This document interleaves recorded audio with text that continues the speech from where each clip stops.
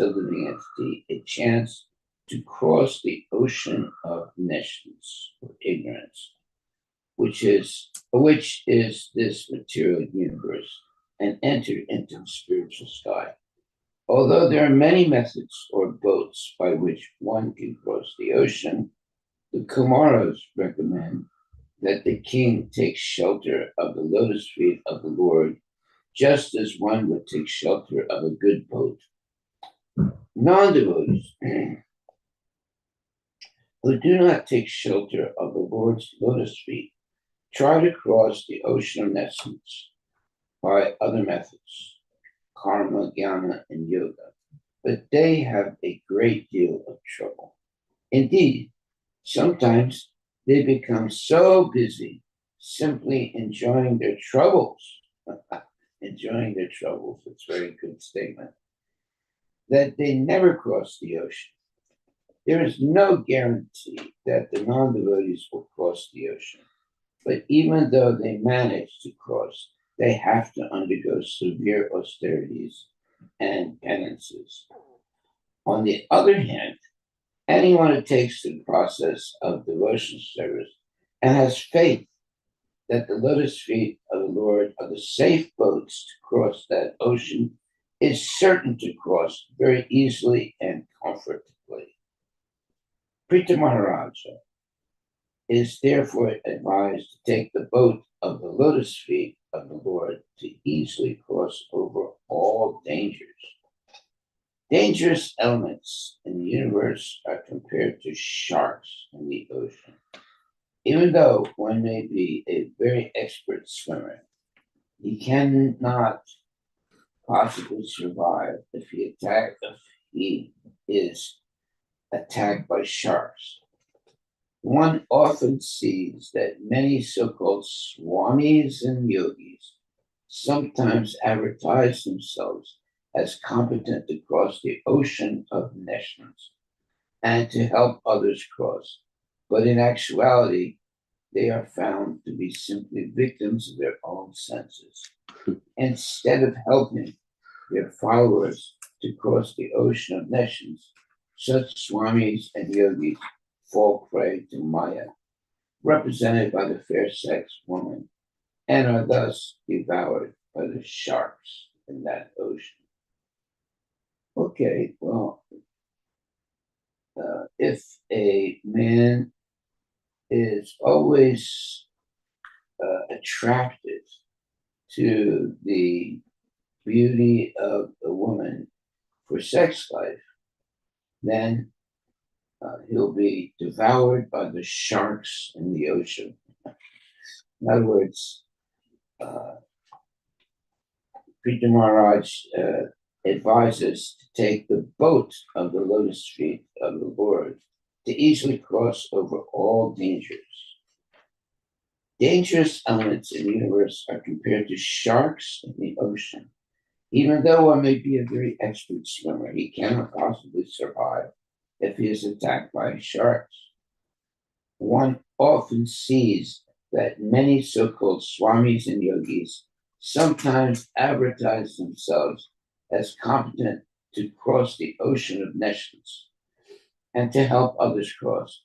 But in actuality, they are found to be simply victims of their own senses. Instead of helping their followers to cross the ocean of nescience, such swamis and yogis fall prey to Maya, represented by the fair sex woman, and are thus devoured by the sharks in that ocean. Wow.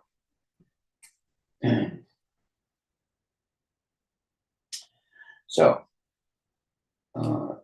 it's very difficult to free oneself from the cycle of birth and death. And one cannot actually do that unless parastasmat tubavo. Thus, there is an ever-existing spiritual nature which is beyond this material nature. Even though all the material universes are annihilated again and again in the causal ocean, the Vaikuntha planets, which are spiritual, exist eternally and are not subject to dissolution. The human form of life gives the living entity a chance to cross the ocean of nescience, which is this material universe, and enter into the spiritual sky. Although there are many methods or boats by which one can cross the ocean, the Kumaras recommend that the king take shelter of the lotus feet of the Lord, just as one would take shelter of a good boat. Non-devotees who do not take shelter of the Lord's lotus feet try to cross the ocean of nescience by other methods, karma, jnana, and yoga, but they have a great deal of trouble. Indeed, sometimes they become so busy simply enjoying their troubles. Prabhupada is a wonderful writer. Enjoying their troubles. They become so busy simply enjoying their troubles that they never cross the ocean. There is no guarantee that the non-devotees will cross the ocean, but even though they manage to cross, they have to undergo severe austerities and penances. On the other hand, anyone who takes to the process of devotional service and has faith that the lotus feet of the Lord are safe boats to cross that ocean is certain to cross very easily and comfortably. There it is. That is our, let's say, wisdom of today, that we should not avoid surrendering to the Lord. We should completely surrender to the Lord in the association of devotees, and therefore take the boat of the lotus feet of the Lord to easily cross over all dangers. And dangerous elements in the universe are compared to sharks in the ocean. Even though one may be very expert swimmer, he cannot possibly survive if he is attacked by sharks. One often sees that many so-called swamis and yogis sometimes advertise themselves as competent to cross the ocean of nescience and to help others cross, but in actuality they are found to be simply victims of their own senses.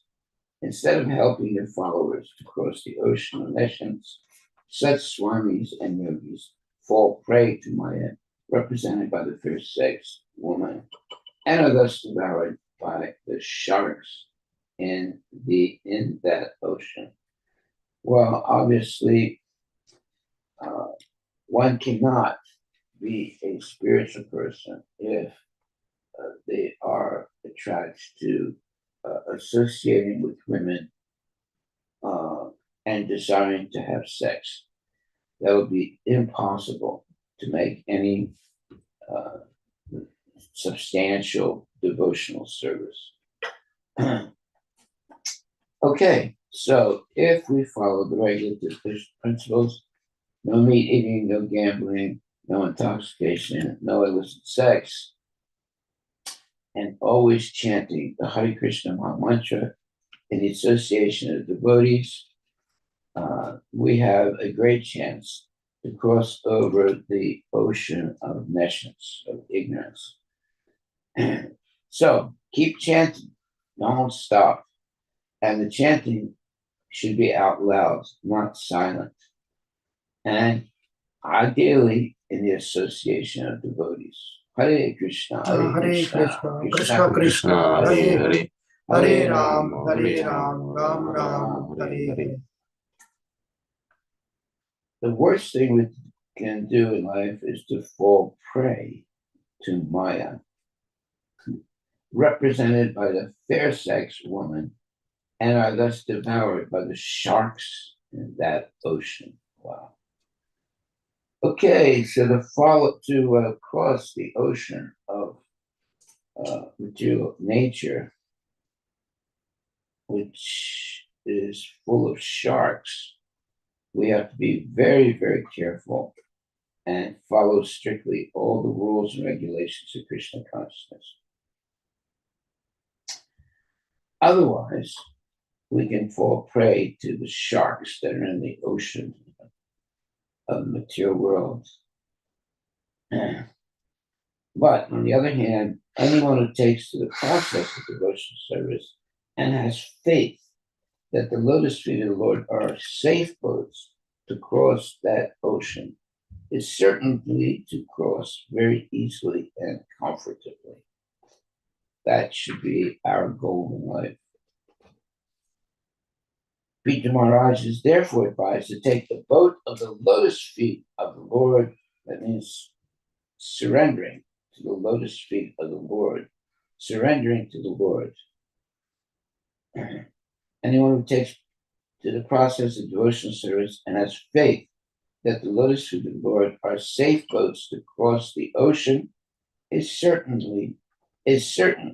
to cross very easily and comfortably. So we should surrender to the lotus feet of the Lord. And the way to do that is always chant the Hare Krishna mantra in the association of devotees. That's important.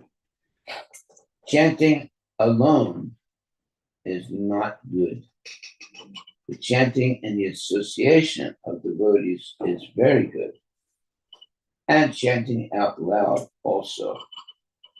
So anyone who takes the process of devotional service and has faith that the lotus feet of the Lord are safe boats to cross the ocean is certain to cross very easily and comfortably. Well, we have to develop this faith, and you can only develop faith in the association of devotees who have faith. Sometimes someone will say, well, I mean, how can I have faith? I don't believe in God. Well, if you want to have faith, you have to associate with devotees who already have faith. And in their association, you will also develop faith. You're not going to develop faith by going to a brothel or by going to a bar where people are drinking liquor or seeing movies or things like that. You only develop faith by associating with devotees who have faith and who avoid all nonsense in the material world. And therefore, Prithu Maharaja is therefore advised to take the boat of the lotus feet of the Lord to easily cross over all dangers. Dangerous elements in the universe are compared to sharks in the ocean. Even though one may be a very expert swimmer, he cannot possibly survive if he is attacked by sharks. One often sees that many so-called swamis and yogis sometimes advertise themselves as competent to cross the ocean of nescience and to help others cross.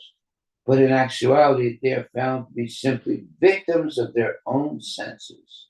Instead of helping other followers to cross the ocean of nescience, such swamis and yogis fall prey to Maya, represented by the fair sex woman, and are thus devoured by the sharks in that ocean. Okay, so one has to be very careful not to be attracted by the external so-called beauty of a woman. Rather, one should be attracted by Krishna, the Supreme Personality God, who's in the heart of every living entity. If we only see the outside covering of a person, we'll fall down.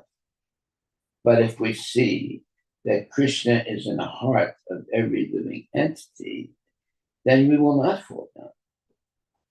Why? Because we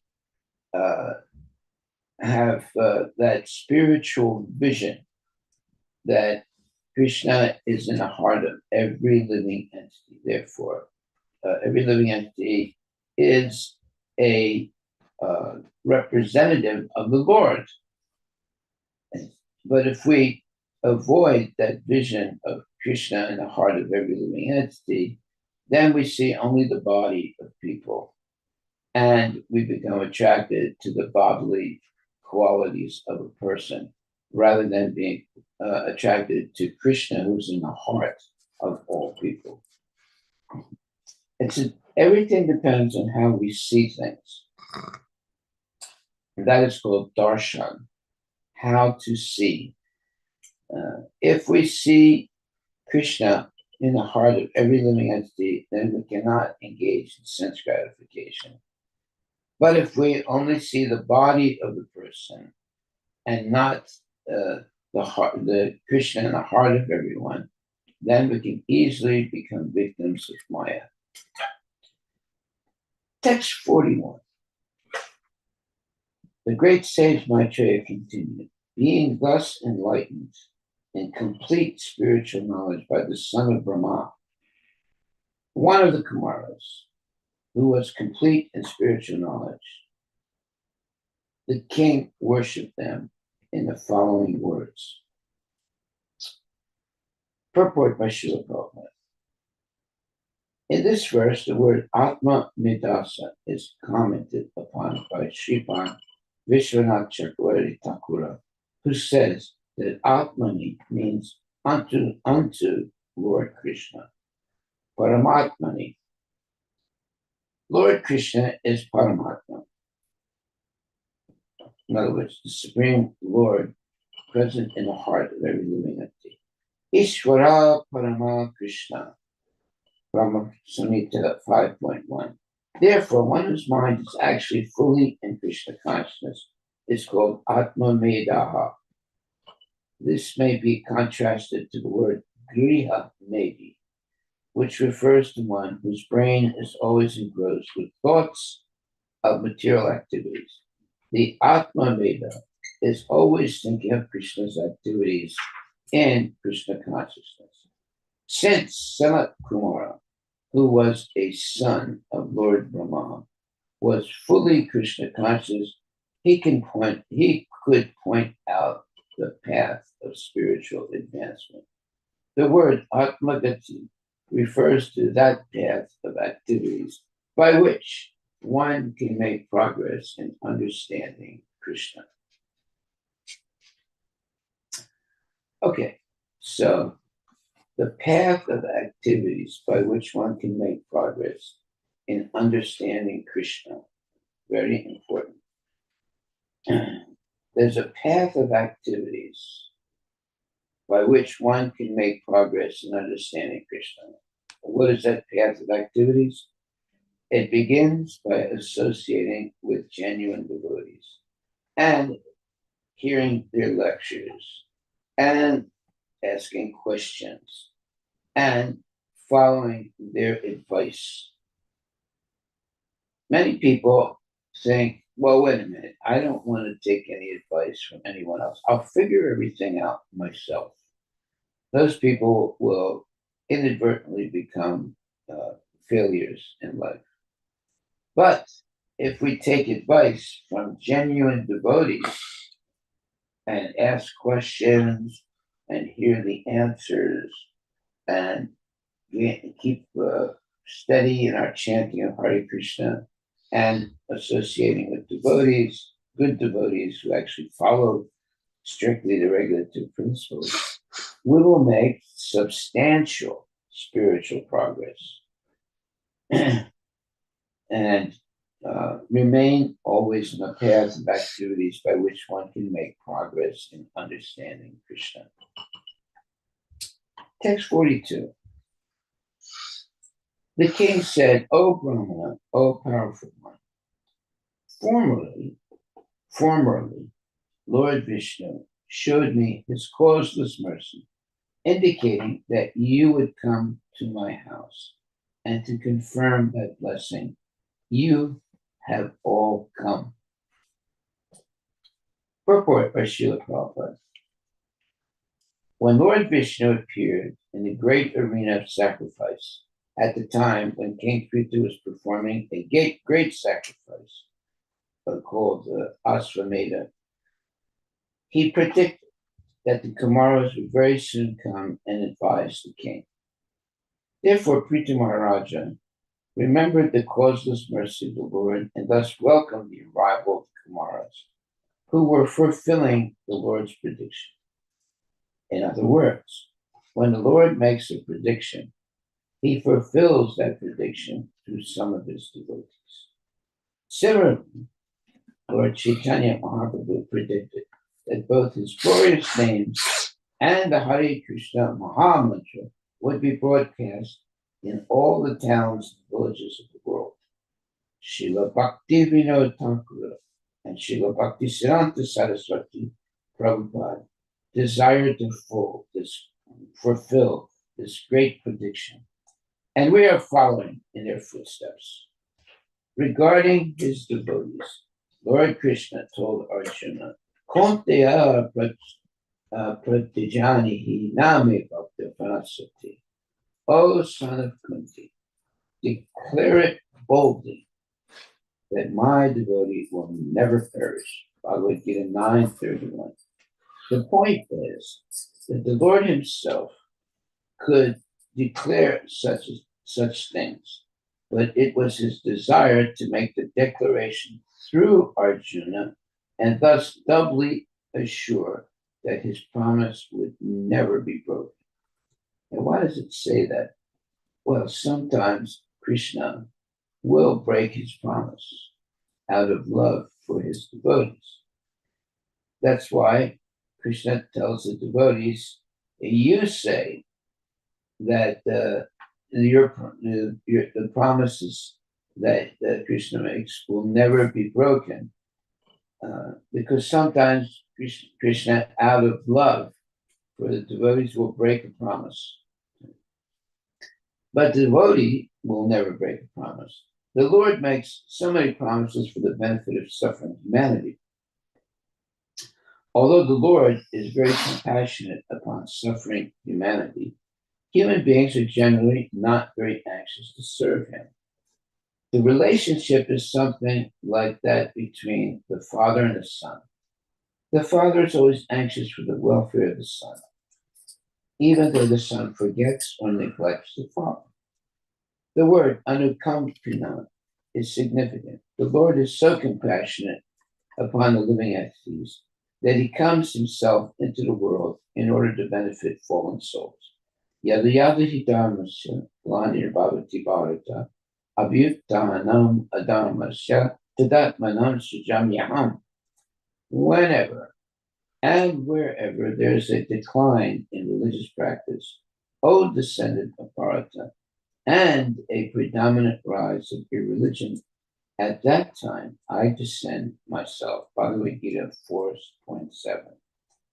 Thus, it is out of compassion that the Lord appears in his different forms.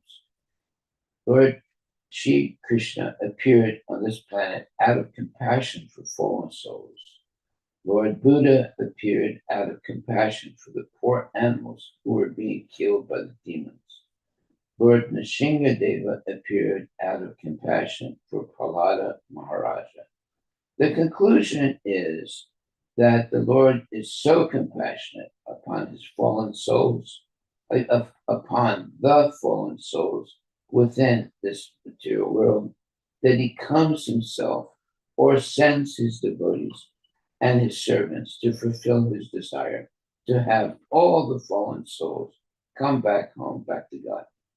Thus, Lord Shri Krishna instructed Bhagavad Gita to Arjuna for the benefit of the entire human society. Intelligent men should therefore seriously consider this Krishna consciousness movement and fully utilize the instructions of Bhagavad Gita as preached without adulteration by his pure devotees.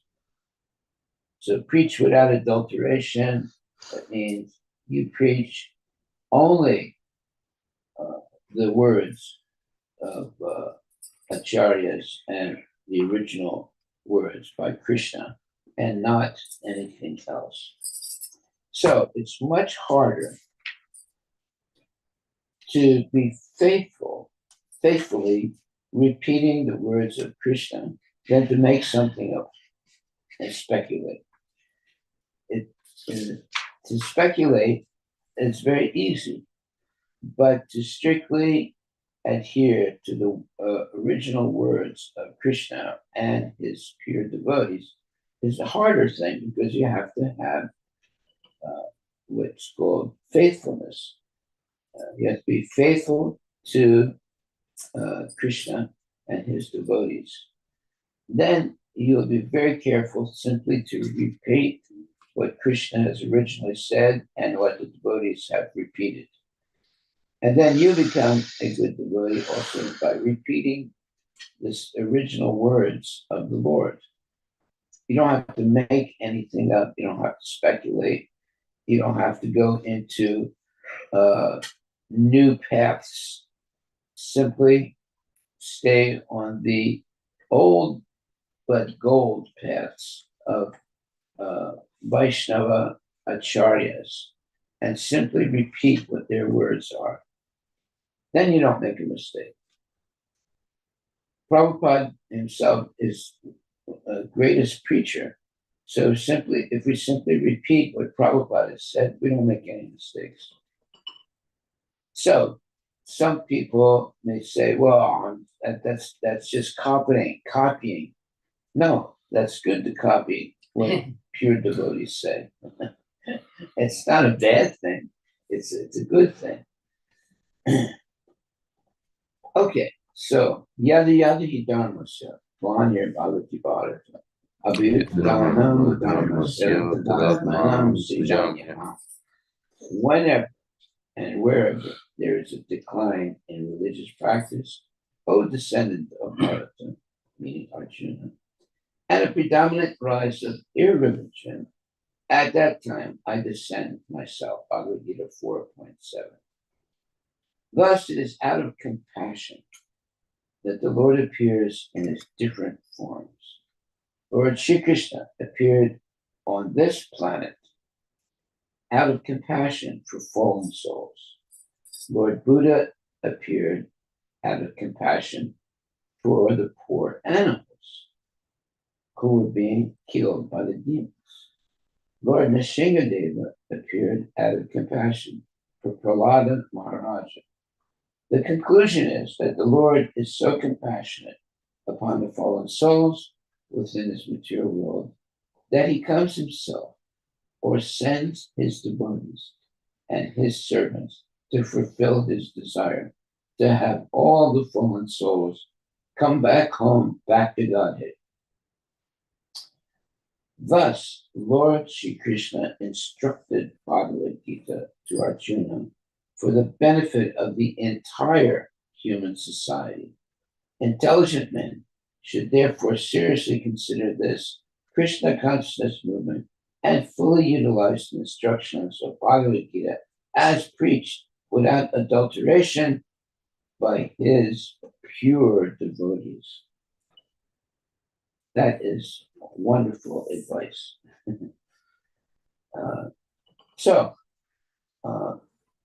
The material world is a place of illusion. People are overwhelmed by illusory concepts, philosophies, and also illusory goals. They think that if I become rich, I will become prominent and I will be able to enjoy life and people will glorify me and I will be a very prominent person in society. But the most prominent person is Krishna, the Supreme Personality of Godhead. And one who surrenders to Krishna is the most, let's say, fortunate person. Because now, by remaining surrendered to Krishna, he will not develop a false concept of himself. He knows that he's always subordinate to the Supreme Lord.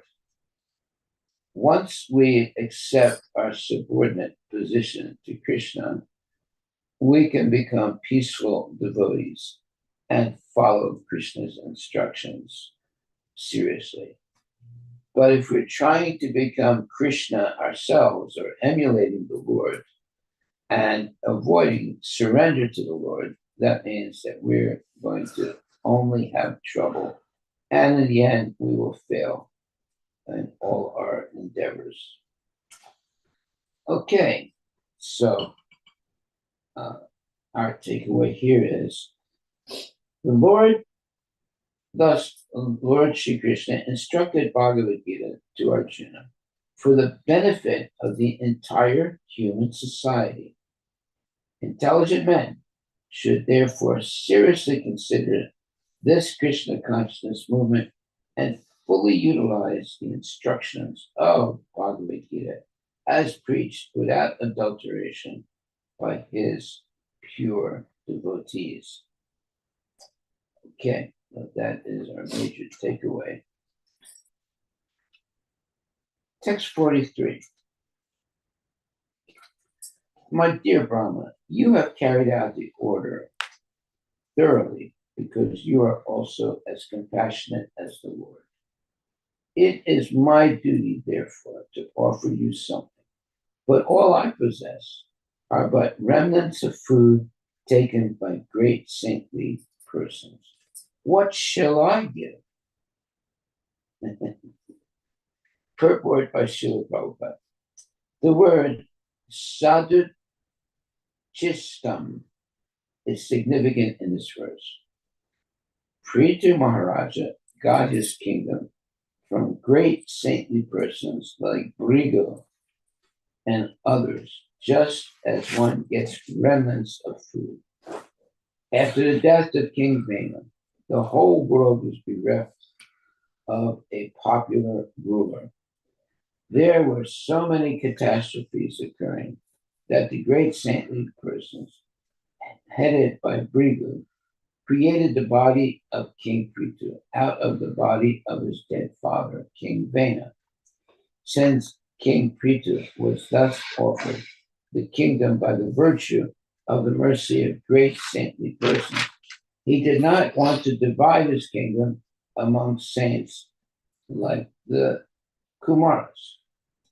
When a father is eating food, he may, out of compassion, offer the remnants of his food to his son.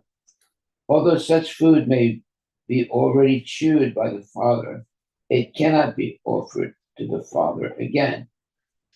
Prithu Maharaj's position was something like this. Whatever he possessed had already been chewed, and therefore he could not offer it to the Kumaras. Indirectly, however, he offered everything he possessed to the Kumaras, and consequently, they utilized his possessions in whatever way they liked. The next verse clarifies this matter. Okay. Hey, thank God there's another verse. Pranadara Sutta Brahman Grihascha Sa Parichada Rajam Balam Mahikosha Iti Sarvam Niveditam. The king continued, therefore, my dear Brahmanas, my life, wife, children, home, furniture, household paraphernalia, my kingdom, strength, land, and especially my treasury are all offered unto you. Purport by Srila Prabhupada. In some readings, the word dara is not used, but the word used then is raya, which means wealth.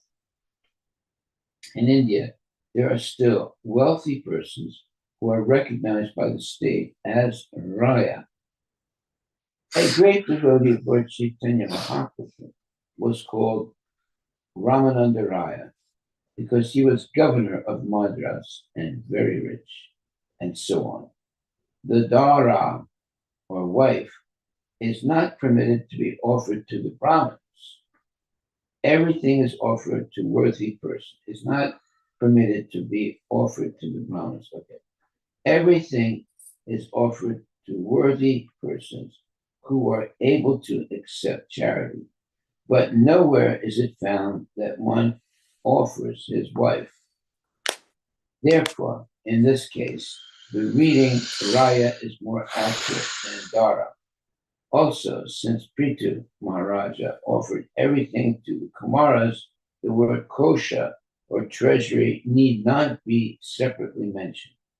Kings and emperors used to keep a private treasury, which was known as Ratna Bandha. The Ratna Bandha was a special treasury room which contained special jewelries such as bangles, necklaces, and so on, which were presented to the king by the citizens. The jewelry was kept separate from the regular treasury house where all the collected revenues were kept. Thus, Prithu Maharaja offered his stock of private jewelry to the lotus feet of the Kumaras. It has already been admitted that all the king's property belonged to the Brahmanas and that Prithu Maharaja was simply using it for the welfare of the state. If it were actually the property of the Brahmanas, how could it be offered again to them? In this regard, Shripad Sridhara Swami has explained that this offering is just like the servant's offering of food to his master. The food already belongs to the master, for the master has purchased it. But the servant, by preparing food, makes it acceptable to the master and thus offers it to him. In this way, everything belonging to Prithu Maharaj was offered to the Kumaras. Well, the Kumaras were saintly persons, and it is the duty of the Grihastas to offer everything to such pure devotees. Just like in Krishna consciousness, many devotees surrendered everything they had to Srila Prabhupada and just engaged in devotional service. I know I did that too. Whatever I had, I gave to ISKCON and surrendered to Srila Prabhupada and was satisfied by being engaged in devotional service. But devotional service is, especially in Krishna consciousness, is full of opulence. Although in the beginning, we all started out being poor, but over time, Krishna blessed the devotees with opulence. So therefore, in the beginning, we didn't have big temples. We didn't have so many different, let's say, temples and cars and houses and things like that. But over time, because of steady devotional service, all these things appeared. And now you see there's so many big temples and they're getting bigger and bigger, and so many big festivals and so many devotees. In the beginning, it wasn't like that.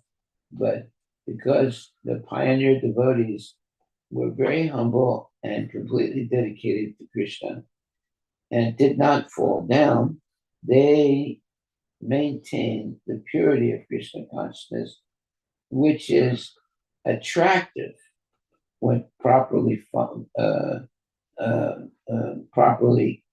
functioning. Krishna consciousness is a beautiful way to live. No meat eating, no gambling, no illicit sex, no intoxication, always chanting Hare Krishna, dancing, having nice prasadam, and offering arti to the Lord, and so forth.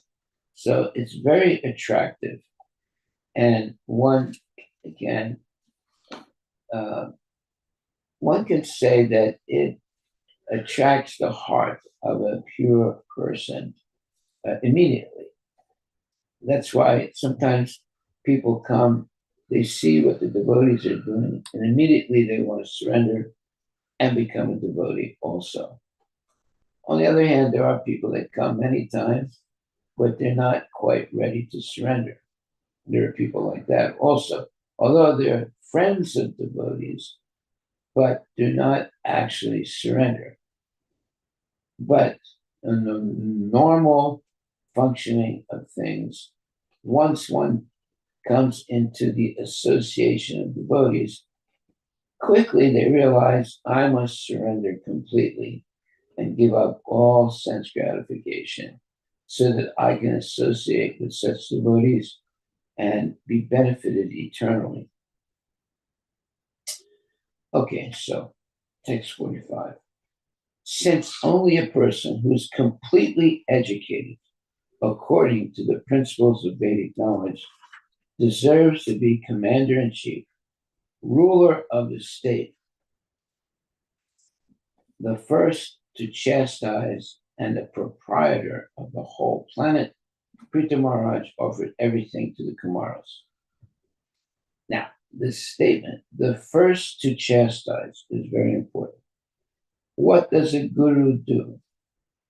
He chastises his devotees.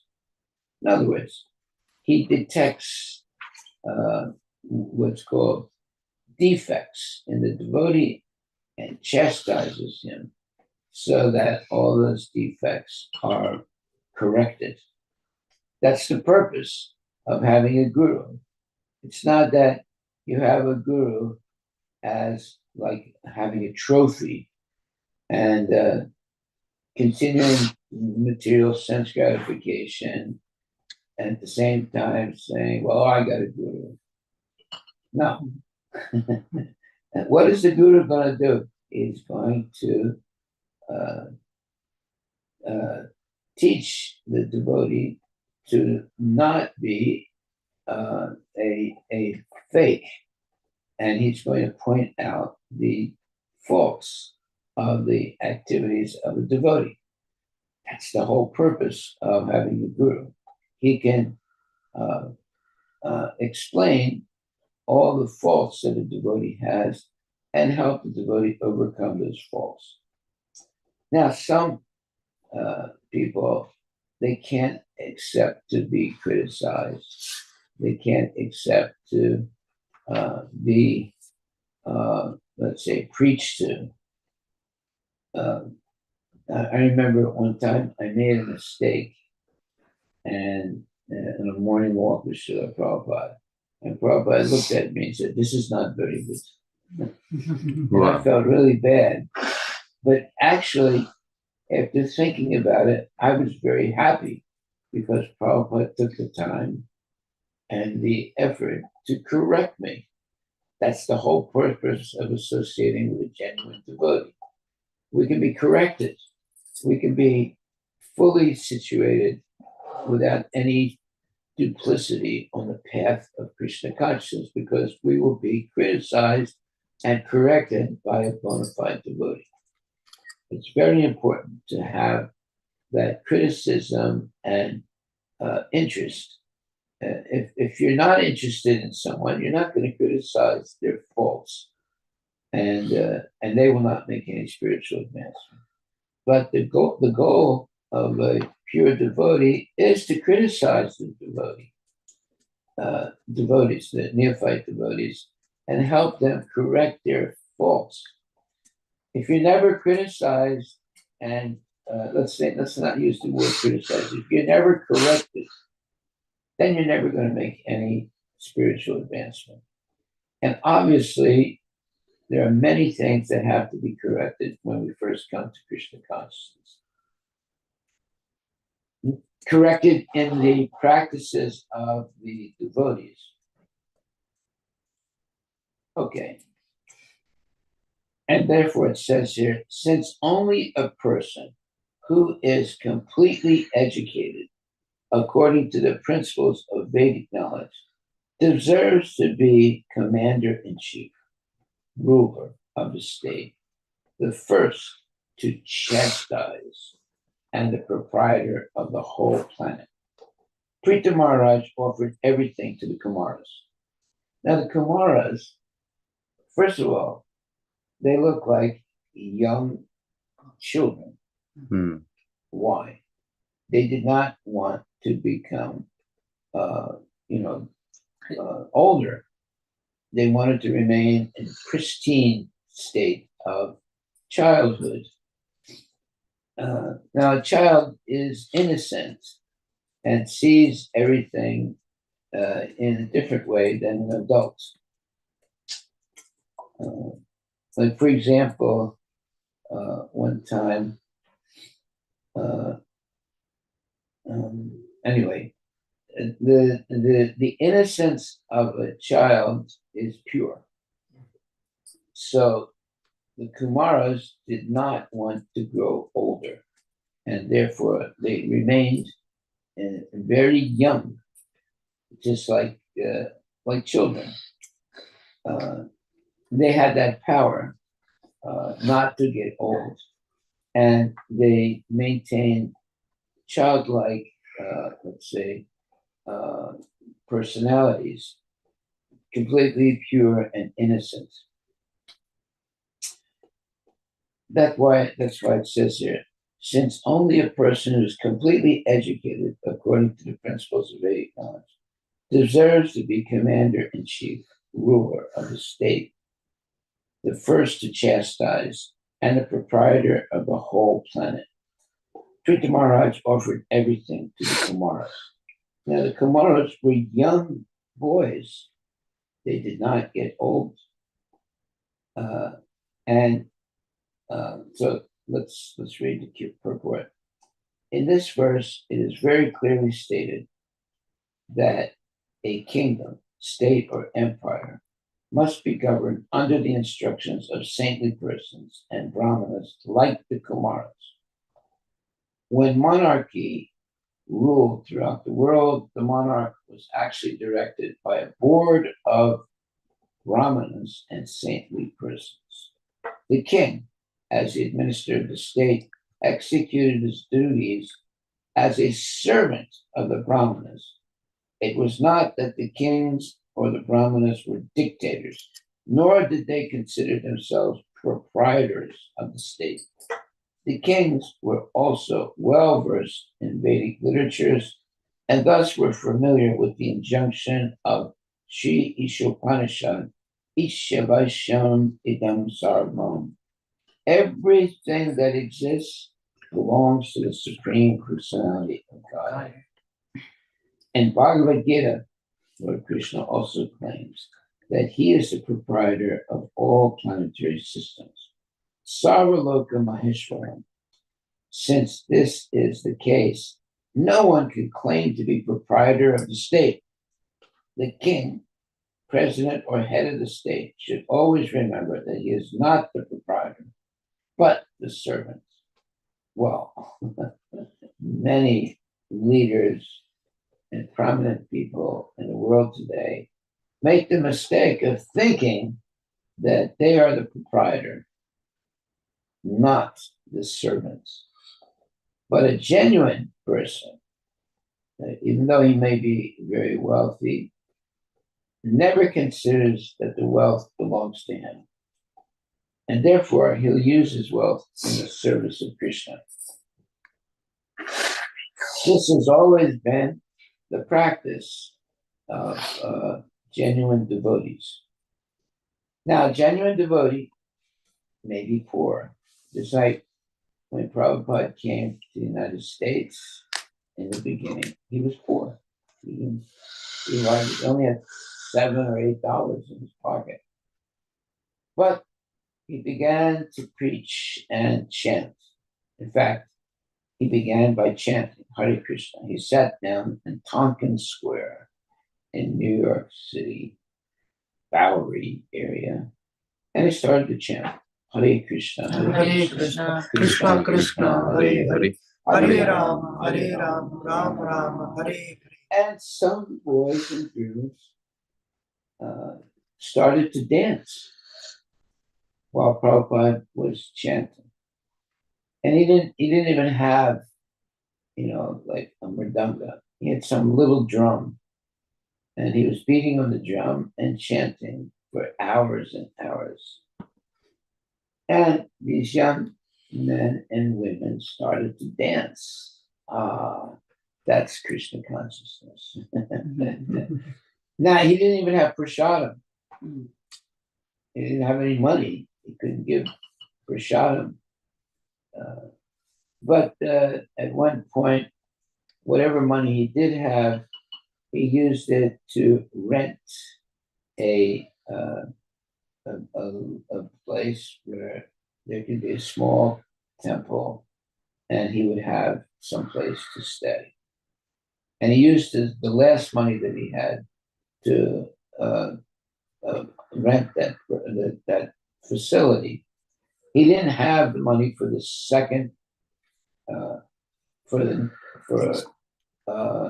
he had enough money to get into the place. He didn't have any money to pay for rent in the future, but he had faith in Krishna, and he started to chant and dance and give prasadam. The original prasadam was an apple that was cut into 4 or 5 or 6 big pieces, and that was the prasadam, and each small piece was handed to the devotees. That's how we started, and eventually it developed, and now there's a gigantic movement spread all over the world, and there are many temples, and many temples are very opulent, and so many devotees. But it all started very humbly by Srila Prabhupada. That means that Prabhupada was a pure devotee, and he was able to be patient enough to live in poverty, but completely depend on Krishna. And eventually, a huge movement has been developed by Srila Prabhupada's purity. And today, there are temples all over the world. Many temples are very big, very opulent. There's deity worship going on around the world. There are festivals. There are all kinds of ceremonies. It's a wonderful thing that Prabhupada did. And how did he do it? By chanting Hare Krishna. So much prasadam. And prasadam. Yeah. No temple gives that much prasadam. No what? No temple gives that much prasadam, like ISKCON, whatever, in any temple. Then you have a lot many varieties and all. Okay.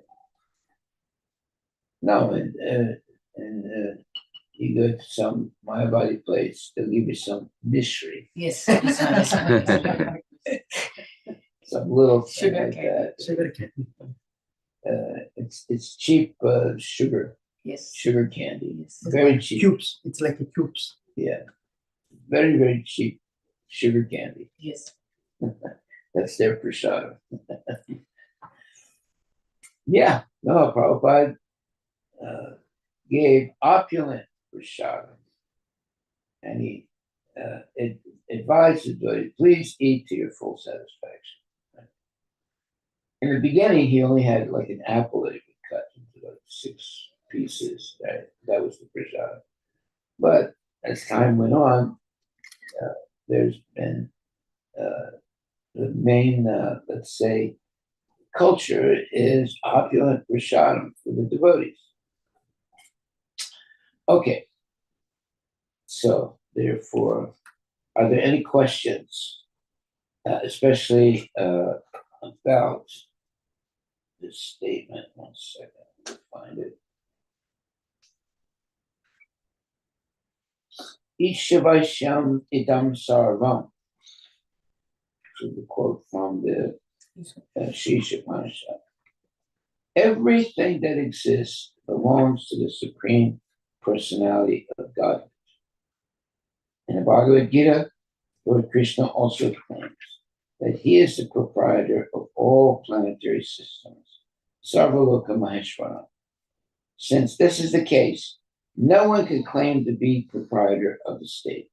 The king, president, or head of the state should always remember that he is not the proprietor but the servants. Now that is real education.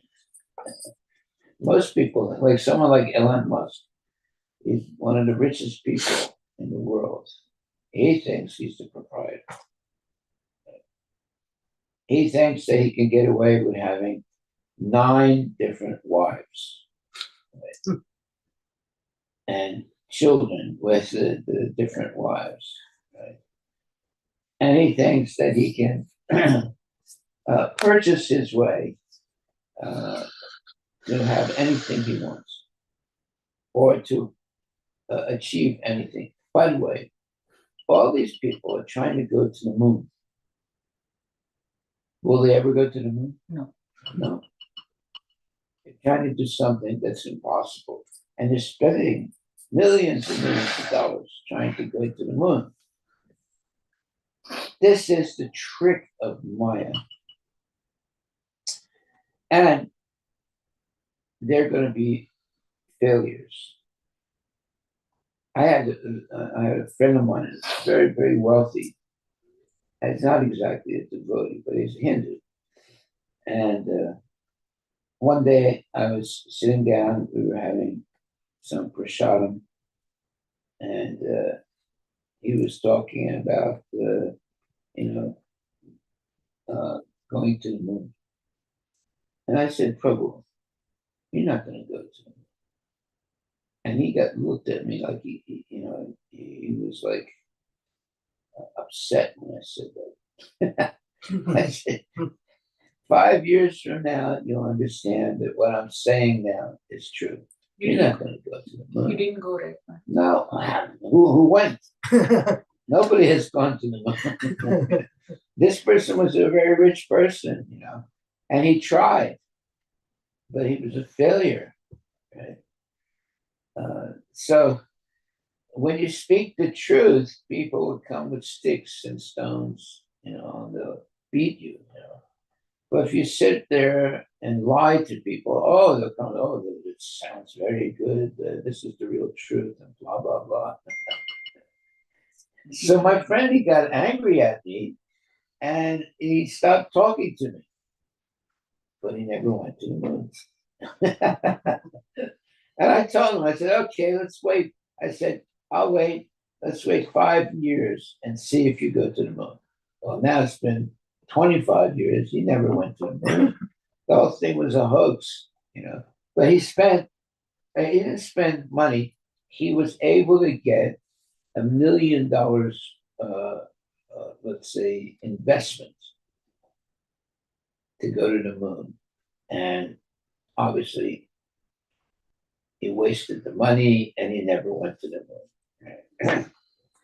How did he waste his money? By putting it in his pocket and using it for sense gratification, not to go to the moon. He made some attempts, but they were all silly attempts. And eventually he gave up. Then he started to do things that are a little more intelligent. He started to produce products to increase one's life. And he started to advertise that if you consumed his products, then death would be optional. If you want to die, you can die. But if you want to live forever, you just take his supplements. That is another type of cheating. That's another nonsense. So the person can never stop doing nonsensical things. And what is his real purpose? It's not to really help people. It's to devise different ways that he can be rich. So unfortunately, there are too many people like that in the world today. Now, I had one friend. He was not exactly a devotee, but he was a Hindu. And one day he called me up. He was at that time he was working in a bank. And he said, Prabhu, you want to make a lot of money? I said, well, that depends. He said, what does it depend on? I said, well, it depends on whether one and whether I make money in an honest way, and it also should be genuinely beneficial for the people. He said, no, no, no. You don't want to. You don't want to put those limits on your way of making money. He said, I have a way that we can become rich. I said, oh, and I said, I'm not interested. He said, why not? I said, I don't want to cheat people and get rich. If I do some business, it should be real, and it should be beneficial for the people and also for myself, obviously. And so he got like bewildered when I said that. You know what I mean? And I said, I'm not interested in your plan. I'm not interested in joining with you. He said, but this is foolproof. We'll become millionaires. I said, I don't care. I said, I don't want to do something like this. Sell something that has no value. You know, it's just a hoax, and you end up cheating people. That's what he did, and he made a lot of money. He did become rich, but he also was sued. Yeah, because his whole product and whatever it was all cheating. Okay, so I think we'll stop there on the cheating points.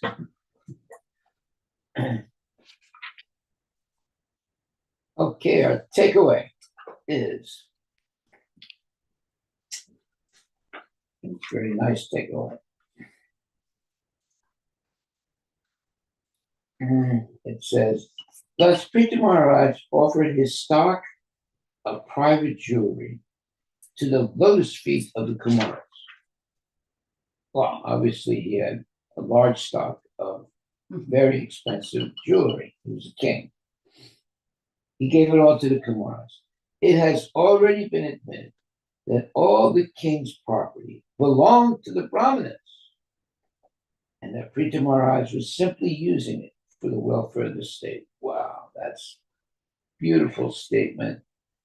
And that was the real culture when everyone followed Vedic culture. If it were actually the property of the Brahmanas, how could it be offered again to them? In this regard, Sripada Sridhara Swami has explained that this offering is just like the servant's offering of food to his master. The food already belongs to the master, for the master has purchased it, but the servant, by preparing food, makes it acceptable to the master and thus offers it to him. In this way, everything belonging to Prita Maharaj was offered to the Kumaras. Yeah, he didn't think this all belongs to me. He gave it to the Kumaras, who were pure devotees. And they obviously use all that opulence in the service of Krishna. Okay, well, that is our takeaway. The food already belongs to the master, for the master has purchased it. But the servant, by preparing food, makes it acceptable to the master and thus offers it to him. In this way, everything belonging to Prita Maharaj was offered to the Kumaras. So, if he gave up everything to the Kumaras, we should also follow in his footsteps or his example of offering everything to the Vaishnavas for spreading Krishna consciousness. Jai Srila Prabhupada ki jai. Any questions, comments?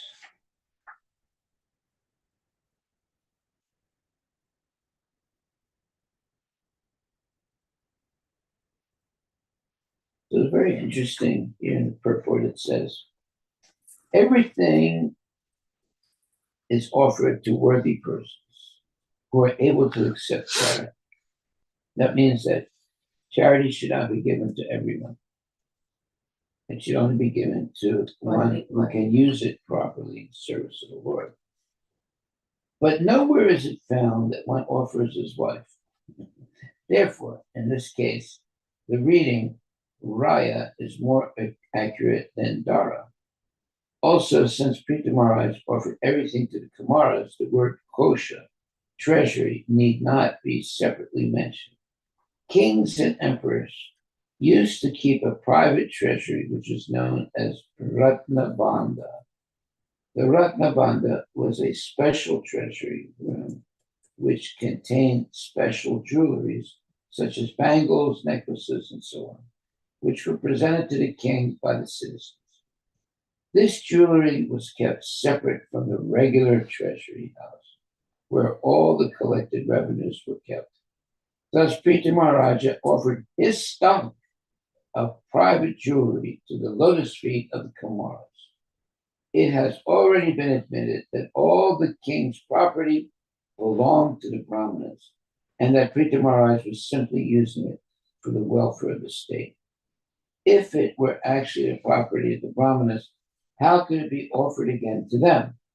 In this regard, Shripad Sridhara Swami has explained that this offering is just like the servant's offering of food to his master. The food already belongs to the master. The master has purchased it, but the servant, by preparing food, makes it acceptable to the master and thus offers it to him. In this way, everything belonging to Prita Maharaj was offered to the Kumaras. Why? Because everything already belonged to the Kumaras, but he offered it in a very nice way.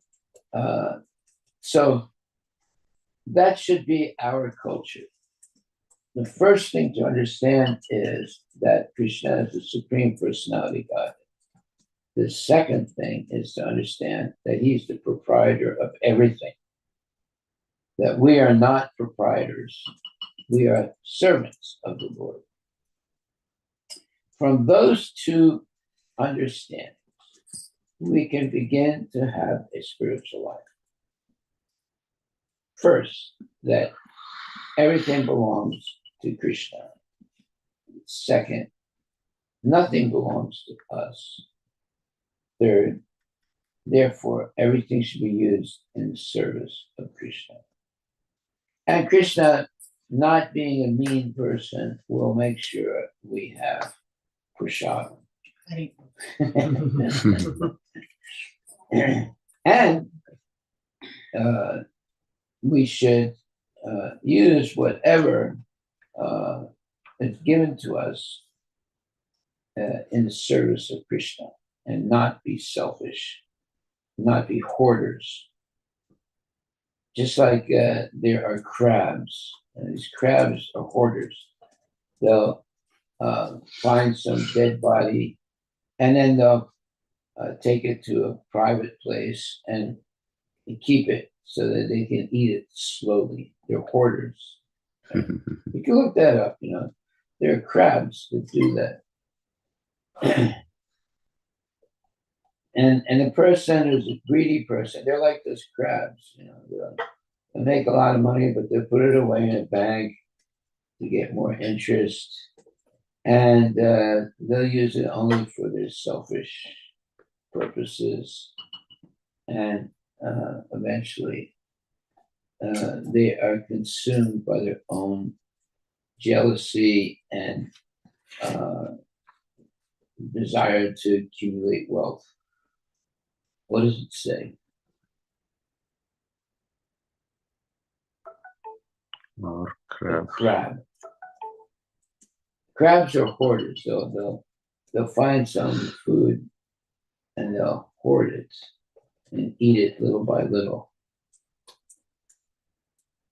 And they won't share it with anyone else. Hermit crabs are known to collect and hold on to multiple shells as future homes, or to prevent competitors from getting them. So there is something called crab mentality disorder. Crab mentality what? Disorder. Disorder, yeah. It's a psychological Disorder. disorder. Yeah, disorder. Refers to the attitude and behavior of individuals who believe that they should be more successful than others, want others to fail, and cannot tolerate their success. Wow. That's a crab mentality. Disorder. In other words, it's not enough that they get rich. They want to see that other people get poor. Yes. They cannot tolerate others' success. Oh, amazing. All right, my dear devotees, that's our takeaway today, not to be a crab. A crab will hoard things for themselves, and they're happy when others lose everything. Like God. What a terrible way to live. Okay, thank you very much. Thank you. All glories to Srila Prabhupada Ki Jai. And our takeaway today is what is that? Four Kumaras. Four Kumaras, and the Prithu Maharaj is surrendering to that one. Oh, yeah. He's so cute. But they're little boys. Little boy saying, Yeah. And he's touching their feet. Oh, so cute. Nice. I like it. Hare Krishna. So what's the? This is in the middle of the. Yeah, I know, middle. Oh, Yes. middle. Yeah. Yes. Yes. Yeah, one time there was this lady. Canto Fourth 4, canto. Second. 24th chapter. Yeah. She was I guess she was a rich lady. And she was associating with devotees a little bit. And then she saw a picture of baby Krishna. And she said, I don't accept this. How can this baby Be God. Krishna be God? Yeah. Right? Just a little baby. So for her, there was something that she couldn't accept. But here, the Kumaras, they purposely refused to get old. Yes, Maharaj. They always wanted to remain very, very young, like children, Innocent. so that they would be pure in all their activities. Yeah. Hare Krishna. Okay, all glories to Srila Prabhupada, my dear devotees. I pray that you never get old. Well, you don't get old if you're always, like Prabhupada, engaged in devotional service. Hare Krishna, Hare Krishna, Krishna Krishna, Hare Hare, Hare Ram. Hare Ram, Ram Ram. So we are on text 45 tomorrow. Yes, Yes, Maharaj. Hare Krishna, Hare Krishna, Krishna Krishna. Shri Krishna Chaitanya Prabhu Nityananda, Sri Advaita Gadadhar, Srivasadi, Gaura Bhakta Vrinda. Hare Krishna, Hare Krishna, Krishna Krishna, Hare Hare.